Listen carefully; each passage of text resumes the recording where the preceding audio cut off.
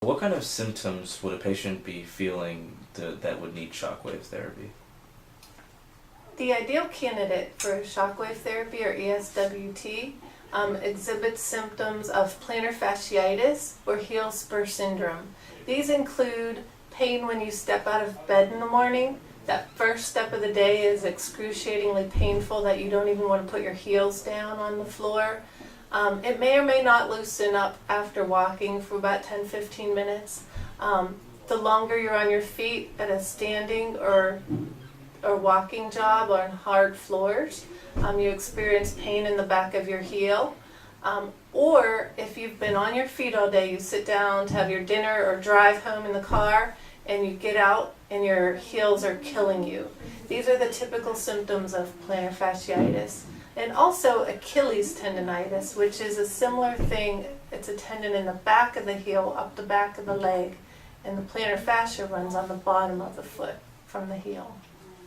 So how does one treat plantar fasciitis? The typical treatments for plantar fasciitis are cortisone injections, arch support, physical therapy, icing, stretching. However, if you've tried all those and they have not worked, and this is continued on for months, the ideal treatment and a great alternative to surgery, which I don't recommend, is ESWT, or extracorporeal shockwave therapy.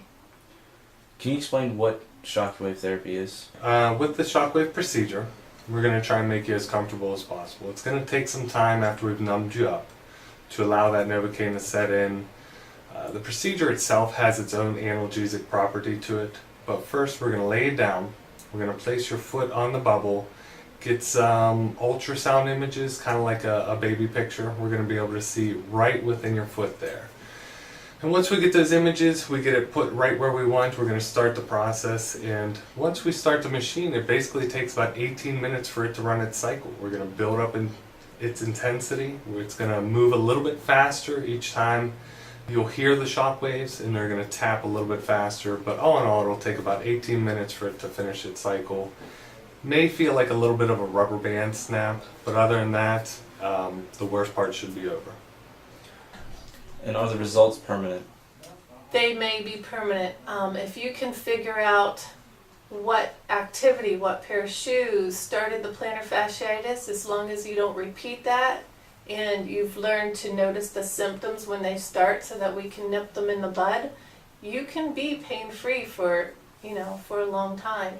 In many patients are going on 9 to 11 years of pain-free after their shockwave therapy.